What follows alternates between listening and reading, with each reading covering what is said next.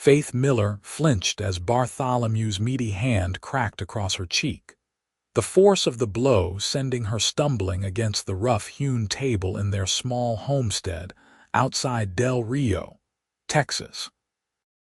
The year was 1878, and at 22 years of age, Faith had spent 3 miserable years married to a man whose charm had evaporated the moment the preacher pronounced them husband and wife.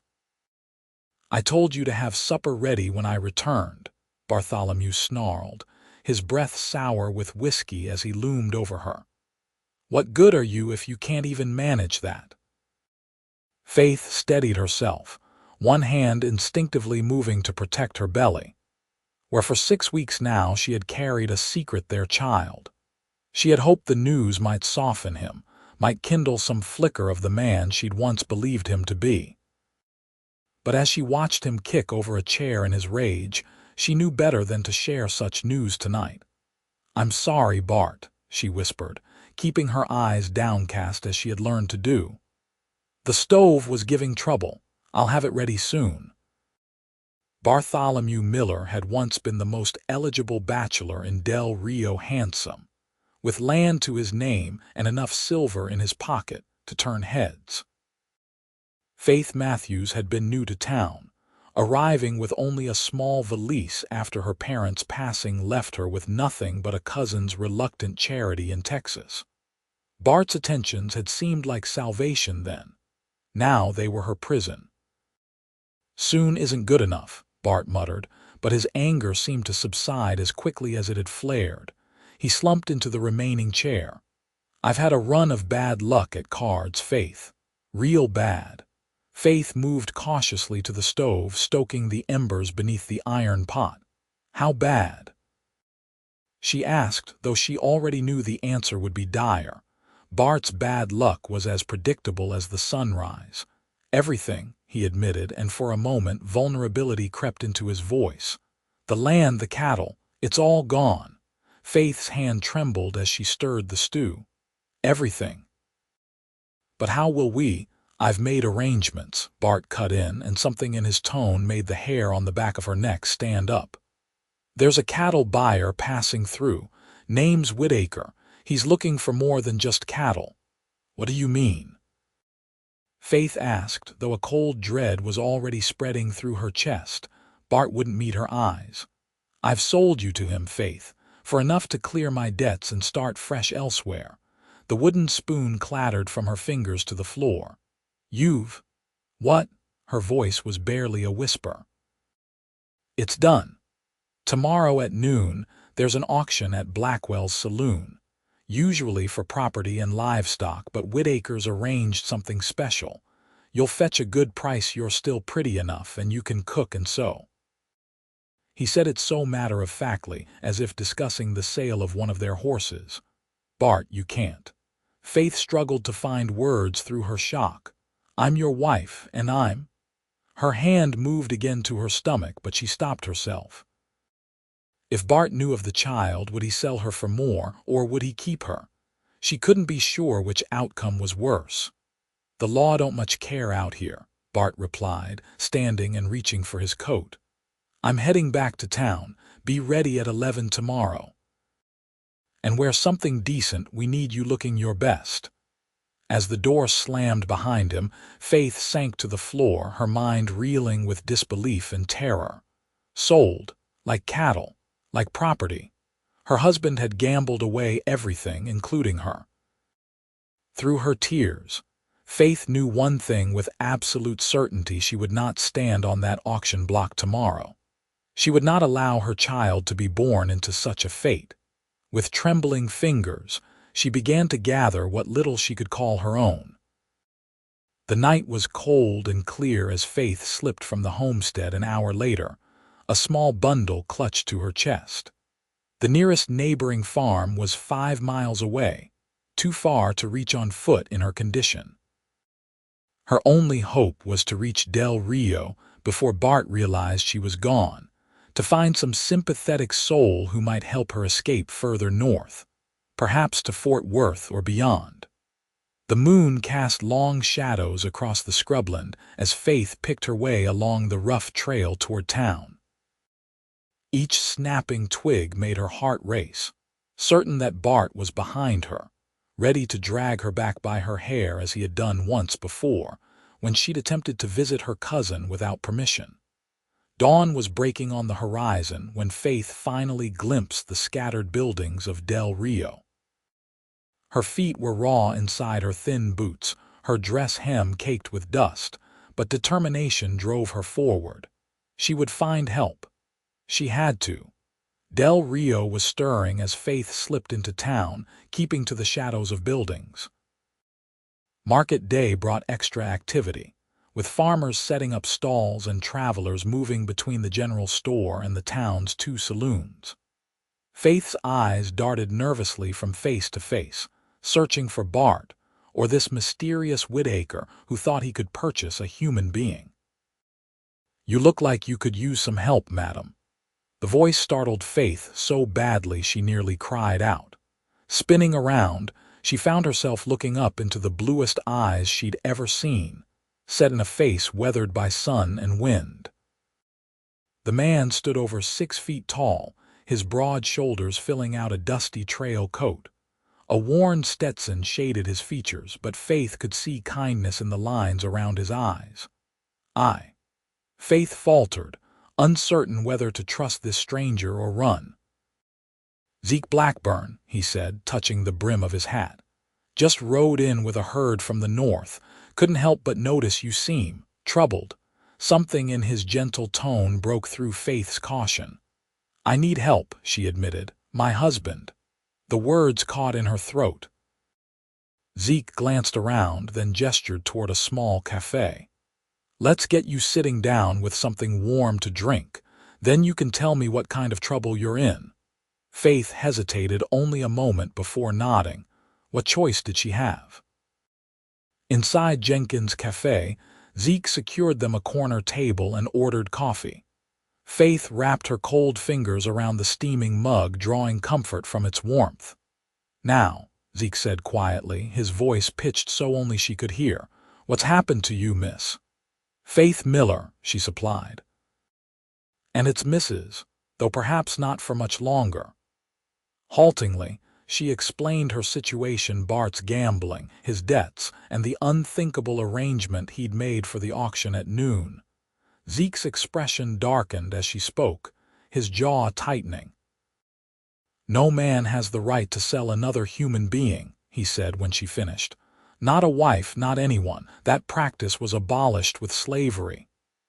"The law doesn't reach very far out here," Faith said, echoing Bart's words with bitter resignation. "Maybe not," Zeke conceded, "but decency should."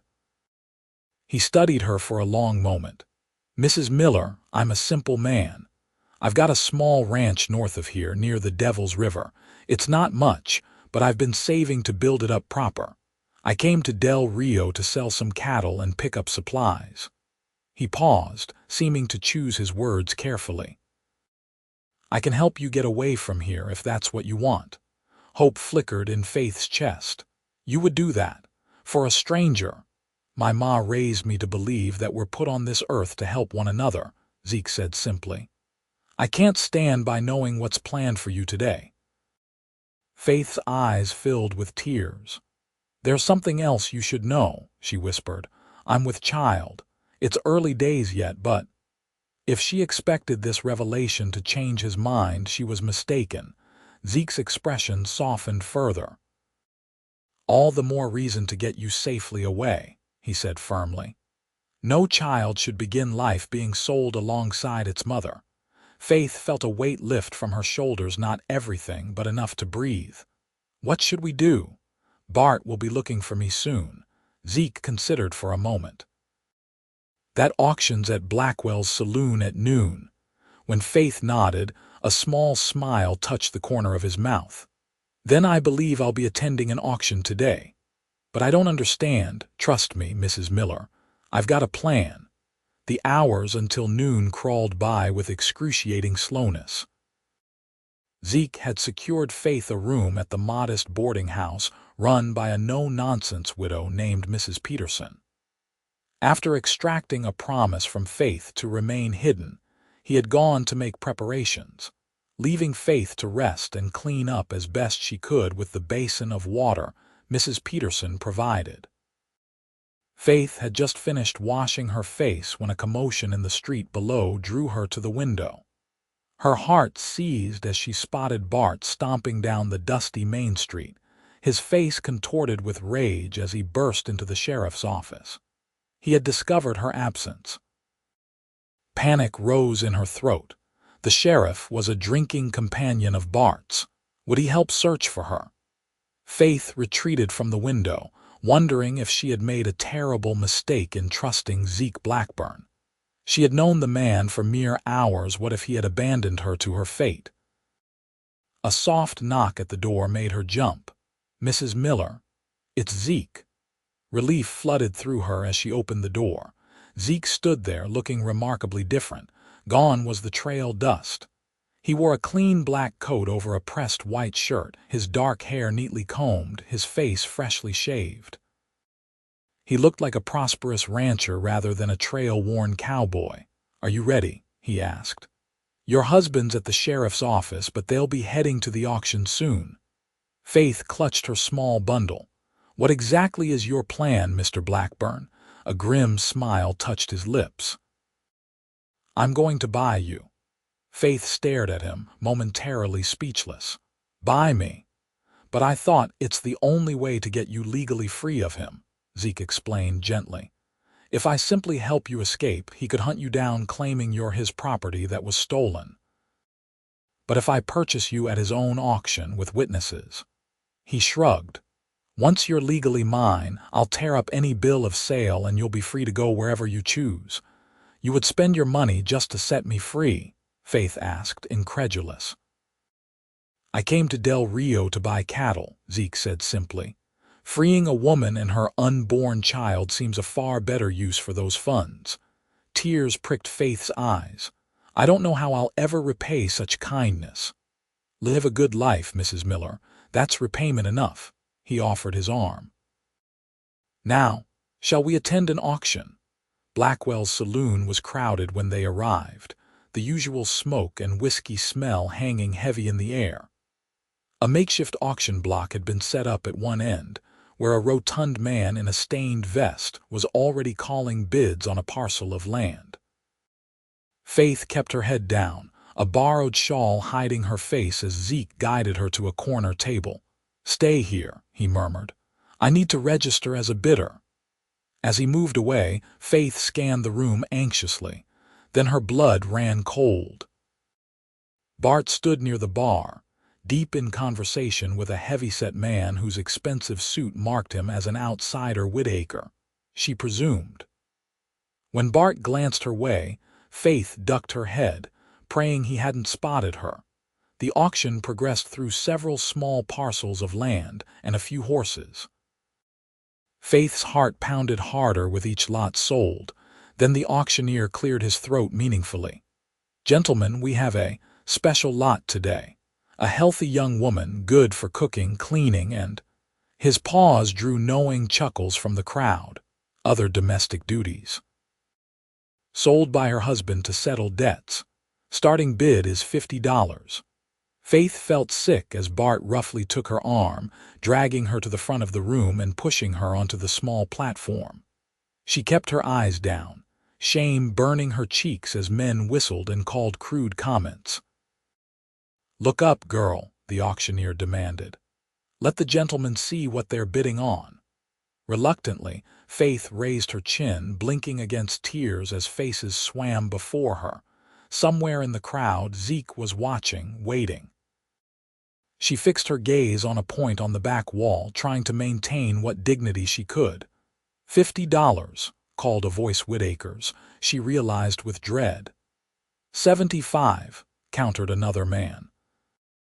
The bidding continued, climbing steadily as Faith stood motionless, feeling less human with each increasing amount. When the price reached $200, only Whitaker and one other bidder remained. $250, said Whitaker confidently. $500, came a clear voice from the back of the room. A murmur swept through the crowd as Zeke stepped forward, his expression hard as granite.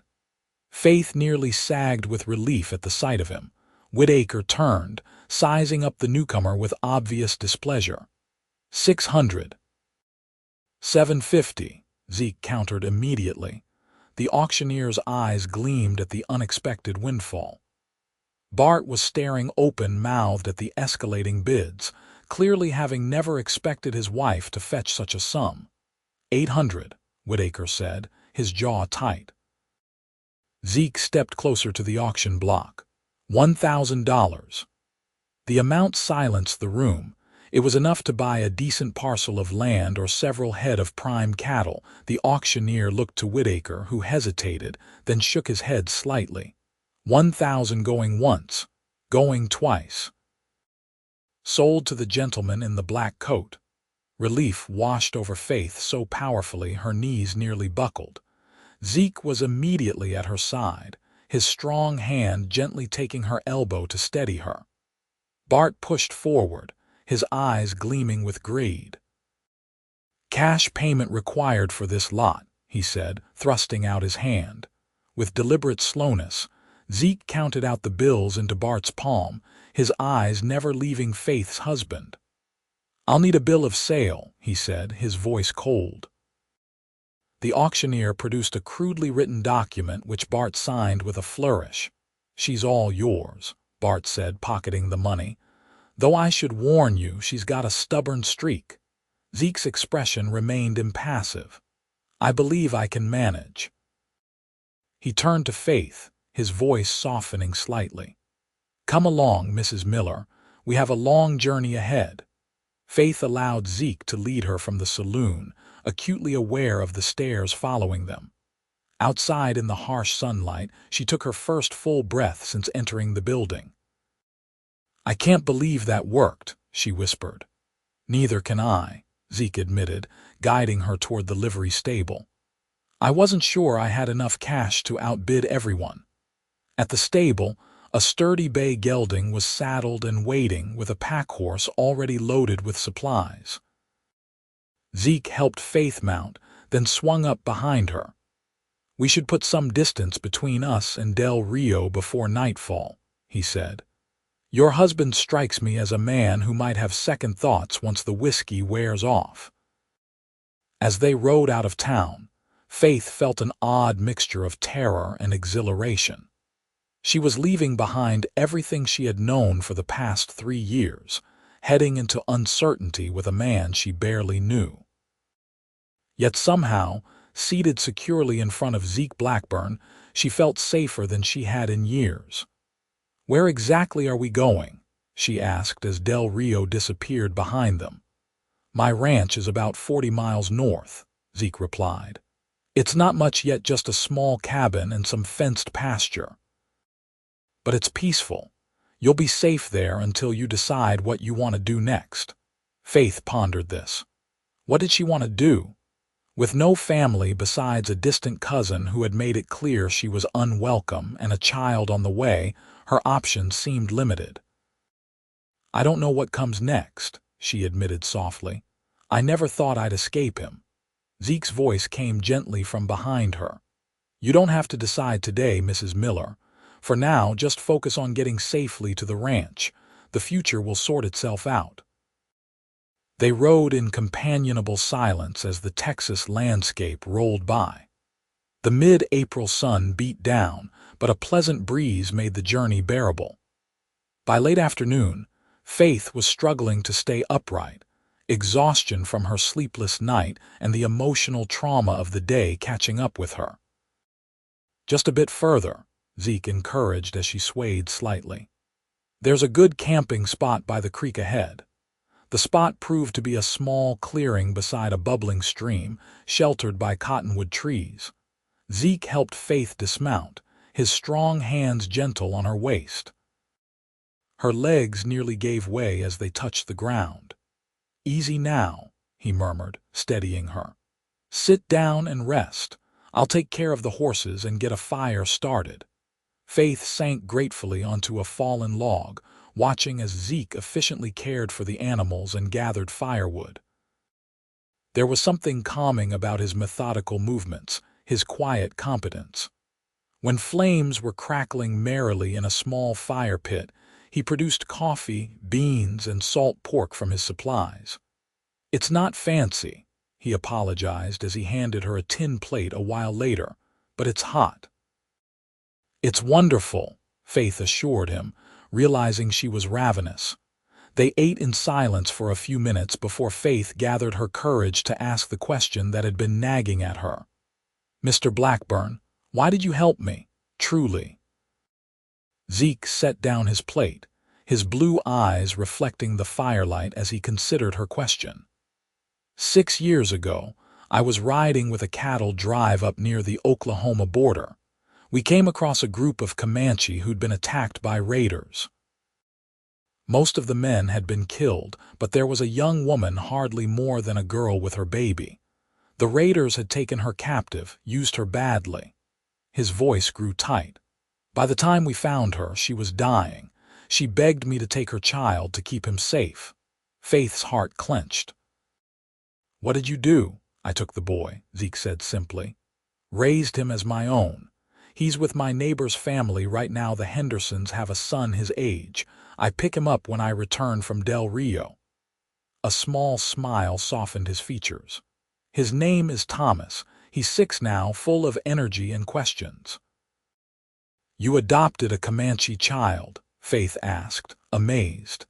Such an act was almost unheard of in these territories, where tensions between settlers and native peoples ran high.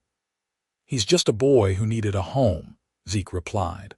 "When I saw you today, looking so frightened and alone, I guess I saw another chance to do the right thing." He met her gaze directly. "No one should be sold like property, Mrs. Miller. No one." Faith felt tears well in her eyes. "Please call me Faith. After today, I don't feel much like a Mrs. Miller anymore." Zeke nodded. "Faith, then. And you should get some rest. The bedroll's all made up for you. I'll keep watch tonight." "But where will you sleep?" He patted his saddle. "I've used worse pillows on the trail." As Faith settled into the surprisingly comfortable bedroll, she watched Zeke through half-closed eyes as he stared into the fire, his strong profile outlined against the darkening sky. For the first time in years, she fell asleep without fear knotting her stomach. The journey to Zeke's ranch took another full day of riding. Faith was sore and exhausted by the time a small cabin came into view, nestled against a gentle rise with cottonwoods shading one side. A creek wound past, and beyond it, fenced pasture held a small herd of cattle. It was modest, as Zeke had warned, but to Faith's eyes it looked like paradise after her ordeal. "It's lovely," she said sincerely as they approached. "It's a work in progress," Zeke replied, but she could hear the pride in his voice. "I've been adding to it bit by bit for 5 years now." As they dismounted, the door of the cabin burst open and a small boy with copper skin and black hair raced toward them. "Pa, you're back," he cried, launching himself at Zeke, who caught him in a bear hug. "Thomas." "I thought you were staying with the Hendersons until tomorrow," Zeke said, though his broad smile showed his delight.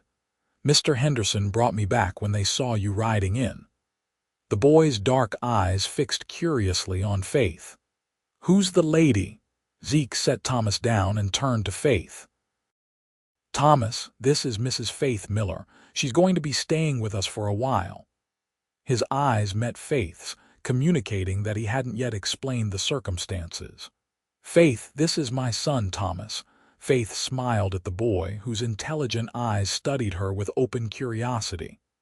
"Hello, Thomas. I'm very pleased to meet you." Thomas looked from Faith to his father. "Is she going to be my new ma?" The question hung in the air for a moment, catching both adults off guard. Zeke recovered first, ruffling his son's hair affectionately. "Mrs. Miller is our guest, Thomas. She needed a safe place to stay for a while." His tone was gentle but firm. Now, how about you help me with the horses while Mrs. Miller gets settled inside? As Thomas eagerly took the reins of the pack horse, Zeke turned apologetically to Faith. Kids his age speak their minds. Don't let it make you uncomfortable. It's fine, Faith assured him, touched by the easy affection between father and son. He seems like a wonderful boy. He is, Zeke agreed, pride evident in his voice. The cabin's unlocked. Make yourself at home. It's not much, but it's clean. The cabin's interior was indeed simple, one main room with a stone fireplace, a sturdy table with 3 chairs, a small kitchen area, and 2 doors that presumably led to bedrooms. What struck Faith most was the sense of care in the space.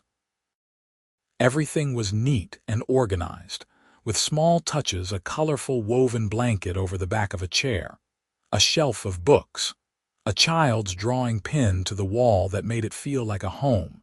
Faith had just located the wash basin when Zeke and Thomas entered.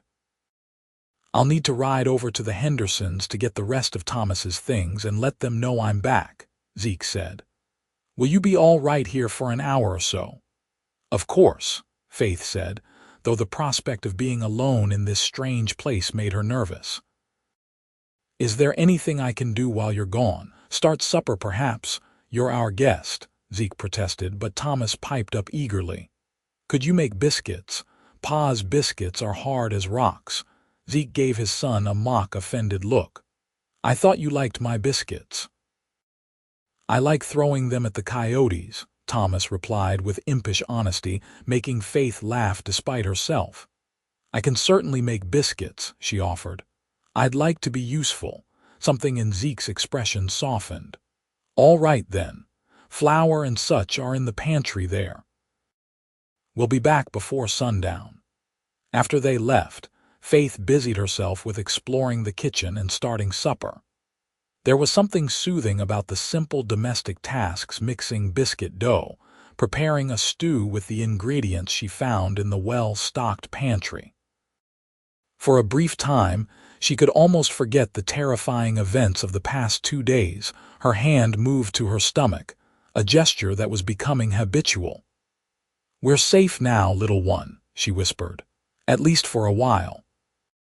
By the time Zeke and Thomas returned, the cabin was filled with the aroma of beef stew and fresh biscuits. Thomas's eyes widened appreciatively as he entered. "That smells better than anything Mrs. Henderson cooks," he declared, earning him a gentle cuff on the ear from Zeke. "Mind your manners," Zeke admonished, though his own expression showed similar appreciation. "Mrs. Miller, this looks wonderful." As they sat down to eat, Faith was struck by the easy domesticity of the scene. Thomas chattered about his time with the Henderson family. Zeke listened attentively, asking questions and laughing at his son's stories. Faith found herself drawn into their warm interaction, answering Thomas's curious questions about where she came from and how she knew his father. "Mrs. Miller needed help, and I was there to provide it," Zeke explained simply when Thomas asked directly why she had come home with him. "Like how you helped me when my real ma died?" Thomas asked with a child's directness. Zeke's eyes met Faith's across the table. "Something like that, yes." After supper, while Thomas washed up for bed, Zeke showed Faith to the small second bedroom. "It's not much," he apologized, "but the bed's comfortable." "It's perfect," Faith assured him, taking in the simple room with its narrow bed, small chest of drawers, and window overlooking the creek. "Zeke, I don't know how to thank you for all this." "No thanks needed," he said firmly. "You're welcome to stay as long as you need to figure out your next steps." As the days stretched into weeks, Faith found herself falling into the rhythm of life at Zeke's ranch. Each morning she rose early to prepare breakfast, then spent the day helping with household tasks, while Zeke worked the cattle with occasional help from neighboring ranchers. Thomas, when not doing his lessons from a worn McGuffey reader, became her shadow, eager to show her his favorite spots around the property and to help with whatever tasks she undertook. One evening in May, after Thomas had gone to bed, Faith sat with Zeke on the porch, watching twilight deepen over the land. In the month since her escape from Bart, she had gradually shared more details of her life, her parents' deaths from influenza when she was 19, the loveless marriage that had seemed her only option for survival, the slow erosion of her spirit under Bart's cruel hand. "I thought I was doing the practical thing marrying him," she confessed quietly. "He seemed successful, stable. By the time I realized his true nature, it was too late." "It's not your fault," Zeke said, his deep voice gentle in the gathering darkness. "Men like that are skilled at showing only what they want others to see." Faith's hand moved to her stomach, where the smallest of swells was now visible. "I worry about this child," she admitted. "About what kind of life I can provide." Zeke was silent for a long moment. "Faith, there's something I've been meaning to discuss with you." She turned to him, curious at the hesitation in his voice. In their weeks together, she had come to know Zeke as a straightforward man who rarely minced words. "I've been thinking about your situation," he continued carefully. "About the child and your future. I know you've been considering moving on once the baby comes, maybe to San Antonio or further north." Faith nodded. Though she had grown comfortable at the ranch, she had always known her stay was temporary. Zeke had his own life, his own responsibilities. She couldn't impose indefinitely. "What if you stayed?" he asked abruptly. Faith stared at him, uncertain she'd heard correctly. "Stayed?" Zeke shifted in his chair, uncharacteristically uncomfortable. "Thomas has taken to you something fierce. The cabin feels more like a home with you in it. And that child deserves to grow up somewhere stable, with people who care." "Zeke, are you?" Faith could hardly form the question. He met her eyes then, his gaze steady despite the vulnerability in his expression. "I'm not proposing marriage, Faith. Not yet. That would be too much, too soon for both of us. But I am offering you a permanent place here for you and your child, a partnership of sorts to see if perhaps over time." "A partnership," Faith repeated, turning the idea over in her mind. "You'd have your own room, your own space," Zeke hurried to clarify. "No obligations beyond what you're comfortable with, but the child would have a home, stability, and Thomas would have." He trailed off, seemingly unable to find the right words. "A mother figure," Faith supplied softly. Zeke nodded, looking relieved that she understood. "Yes." Faith considered the offer. In the weeks she'd spent at the ranch, she had come to respect Zeke deeply. His quiet strength, his unwavering integrity, his gentle patience with Thomas all spoke of a man unlike any she had known before. And Thomas had indeed captured her heart with his curious mind and open affection. "I think," she said slowly, "that I would like that very much." The relief on Zeke's face was immediate and profound. "Good," he said simply. "That's good." As summer bloomed across the Texas landscape, Faith's body changed with the seasons. Her belly grew round with new life, and with it grew her attachment to the ranch and its inhabitants. Zeke had been true to his word, maintaining a respectful distance while gradually involving her more deeply in the decisions and work of the ranch.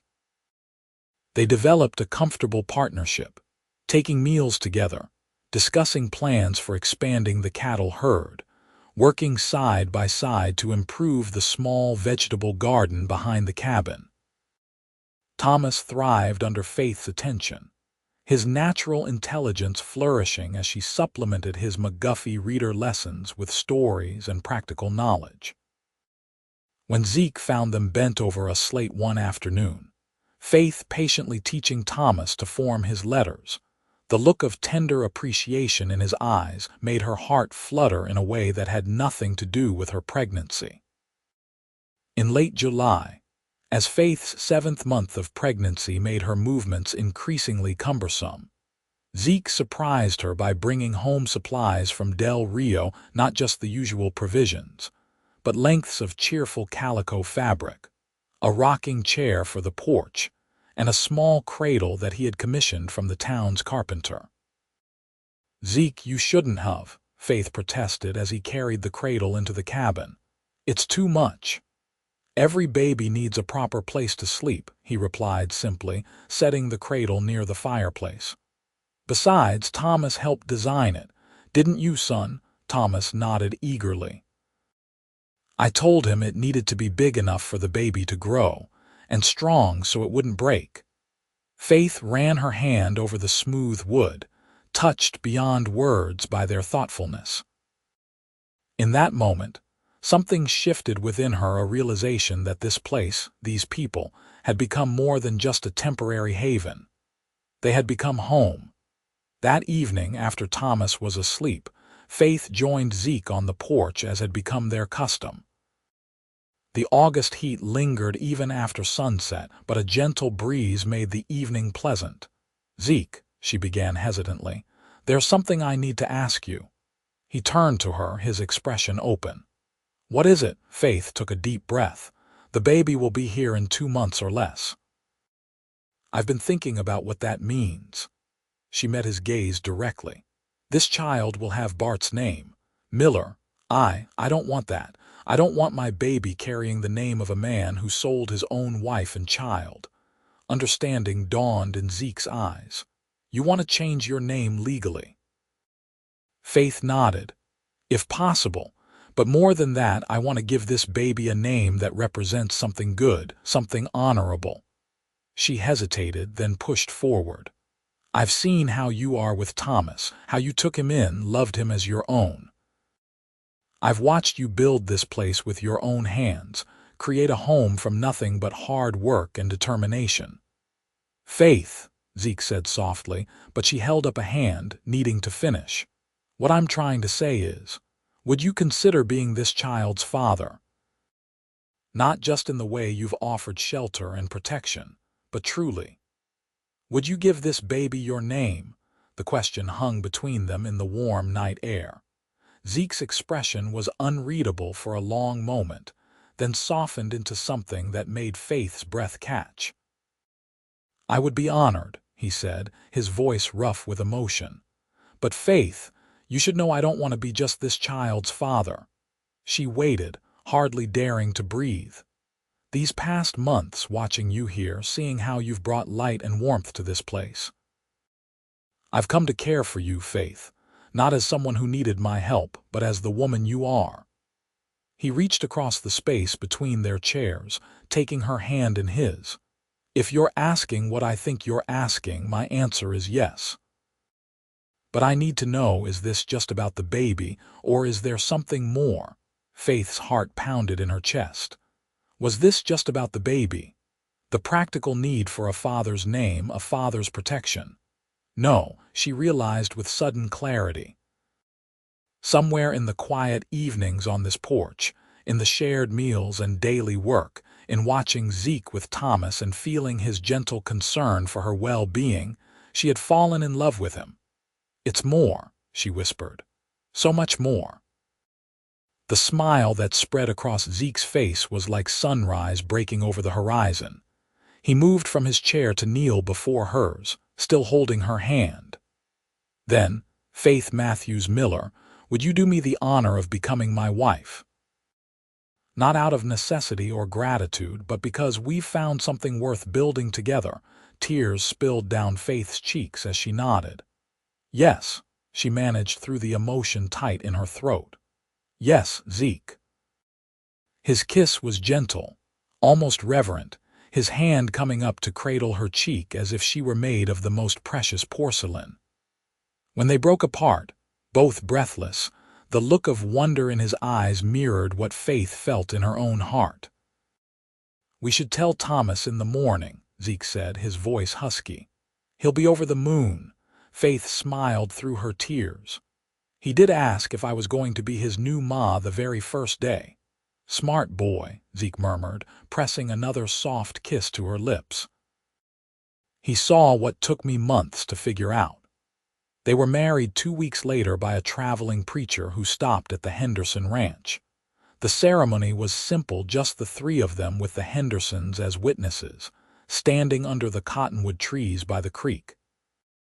Thomas served as ring bearer, his small face solemn with the importance of his duty, as he carried the simple gold band Zeke had purchased in Del Rio. Faith wore a dress of pale blue calico that Mrs. Henderson had helped her make, altered to accommodate her growing belly. Zeke had splurged on a new shirt and had Thomas help him trim his beard for the occasion.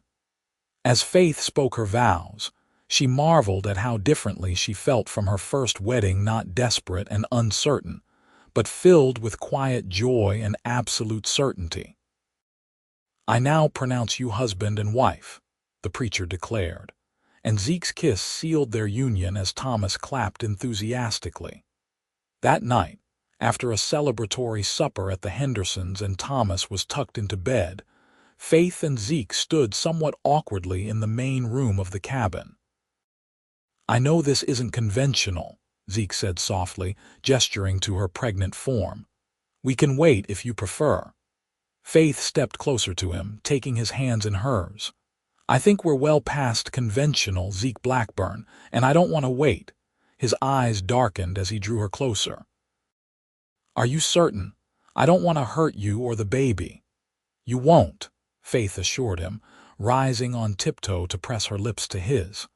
"I trust you." That night, in the privacy of what was now their shared bedroom, Faith discovered what it meant to be truly cherished.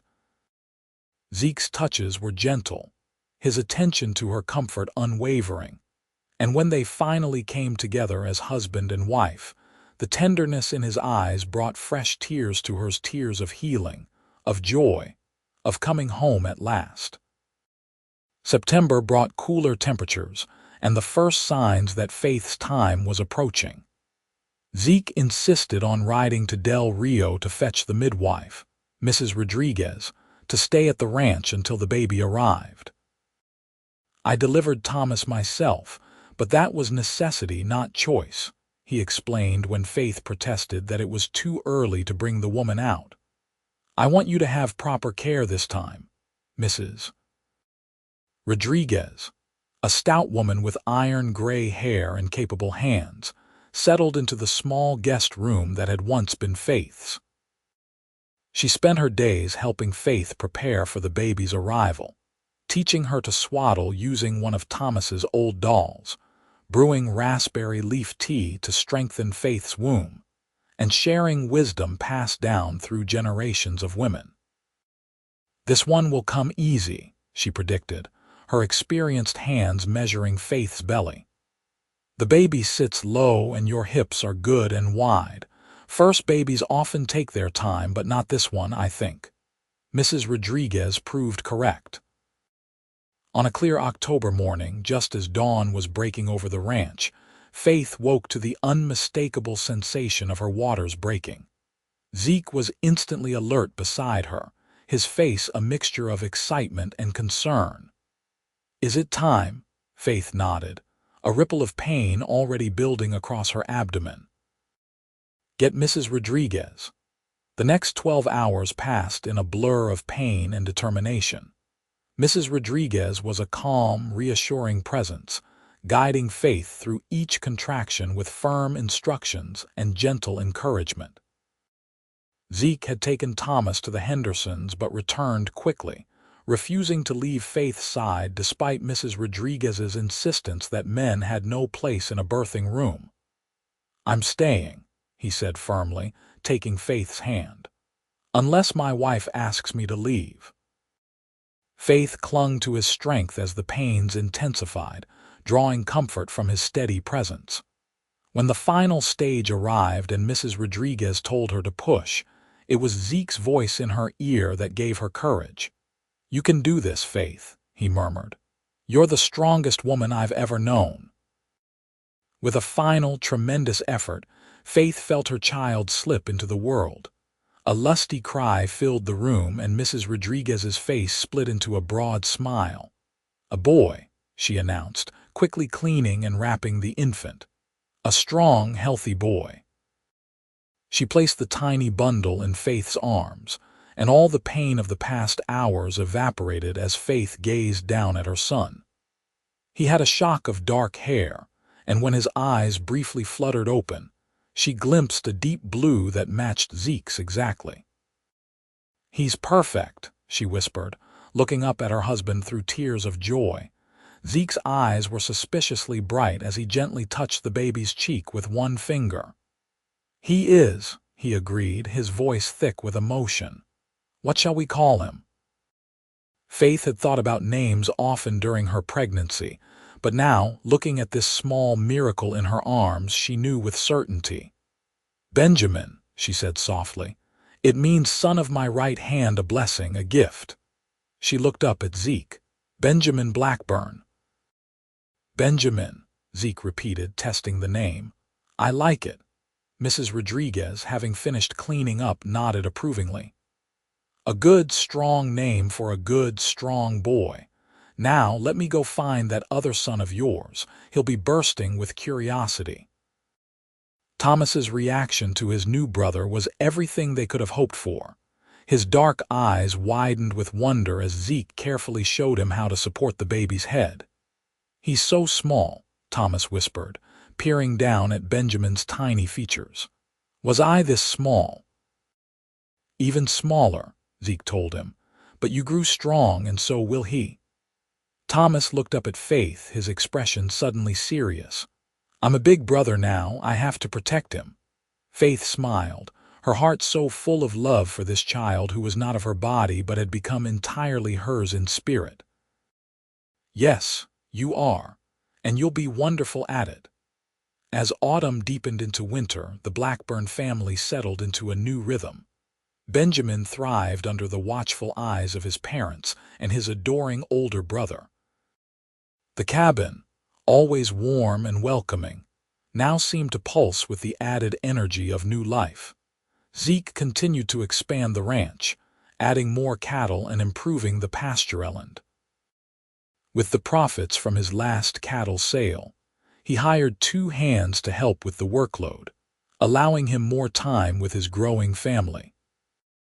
Faith, recovering her strength, took charge of the household with quiet competence, creating a home that visitors often remarked was the most welcoming for miles around.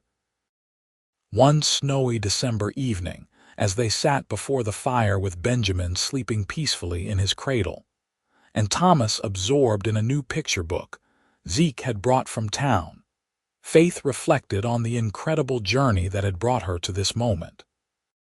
A year ago, she had been trapped in a loveless marriage, dreading each day, her pregnancy a secret weight of fear rather than joy.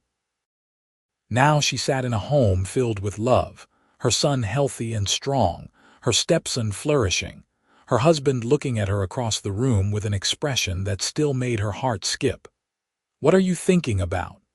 Zeke asked softly, noticing her contemplative mood. "Everything," Faith replied honestly. "Where I was, where I am now, how different Benjamin's life is from what it might have been." Zeke moved to sit beside her on the small sofa, his arms sliding around her shoulders.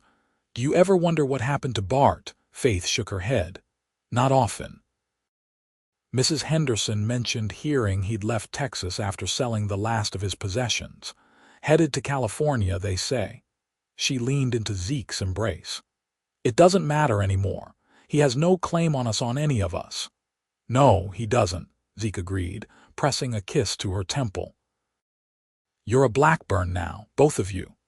Faith turned in his arms to face him fully. "Thank you," she said, meaning much more than the simple words could convey. "For everything. For saving me that day in Del Rio. For giving Benjamin a home and a name. For loving us both." Zeke's hand came up to cup her cheek, his blue eyes serious. "You saved yourself, Faith. You had the courage to run, to trust a stranger, to build a new life. I just had the good fortune to be the man you found." Faith leaned forward, pressing her lips to his in a kiss filled with all the love and gratitude she couldn't express in words. When they parted, Zeke's smile held a hint of mischief. "You know," he murmured, his voice pitched low so Thomas wouldn't hear, "Mrs. Rodriguez says Benjamin is old enough now that we could start thinking about giving him a sister." A warm flush spread across Faith's cheeks. "Is that so?" Hum, Zeke confirmed, his fingers tracing a gentle pattern on her arm, though she did suggest waiting until spring. Faith's answering smile held equal parts tenderness and desire. "Spring isn't so far away." "No," Zeke agreed, his eyes darkening with promise. "Not so far at all." As the snow fell softly outside their window, Faith nestled closer to her husband, surrounded by the family they had created together. From the darkest moment of her life had come this unexpected blessing, a man who had purchased her freedom, only to give it back to her, along with his heart. A boy who had embraced her as mother without hesitation. And a son who would grow up never knowing that the man who had helped bring him into the world was not the man who had truly given him life. Some might call it an unconventional family, Faith thought as she gazed at Thomas, absorbed in his book, and Benjamin sleeping peacefully. But to her, it was simply perfect, built on choice rather than obligation, on love freely given rather than possession, on the courage to begin again when all seemed lost. "I love you," she whispered to Zeke, the words still new enough to send a thrill through her when spoken aloud. His arms tightened around her, his reply a promise kept and renewed each day. "And I love you, Faith Blackburn, now and always." Outside, the Texas winter continued its slow march, but within the walls of the small ranch house, spring had already arrived in the hearts of those who dwelled there, a perpetual season of growth, of hope, of love that had found its way home at last. True to their plans, by the following December, Faith was once again heavy with child. This pregnancy, so different from her first, was a time of joy and anticipation shared by the entire family. Thomas, now 7 and attending the small schoolhouse that had been built 5 miles away, kept a careful count of the days until his new sibling would arrive. Benjamin, a sturdy toddler of 14 months with Zeke's blue eyes and a head full of dark curls, seemed to sense the coming change, patting Faith's rounded belly with curious hands. Zeke had expanded the cabin, adding a proper bedroom for Thomas and a nursery that adjoined the main bedroom. The ranch prospered under his careful management. The herd nearly tripled in size, with 2 full-time hands now helping with the cattle. Faith had established a reputation for her preserves and baked goods, which Zeke sold in Del Rio alongside their beef, bringing an additional income that was carefully saved for the children's future. On Christmas Eve of 1880, as a gentle snow blanketed the ranch, Faith gave birth to twin girls Elizabeth and Sarah Blackburn, with Mrs. Rodriguez again in attendance, and Zeke holding her hand through every moment of labor. The girls, identical save for a small birthmark on Elizabeth's shoulder, had Faith's strawberry blonde hair and Zeke's blue eyes. 2 at once, Thomas had exclaimed when Zeke brought him in to meet his new sisters. "That's not fair, I had to wait 7 whole years for any siblings, and Benjamin gets 2 on the same day."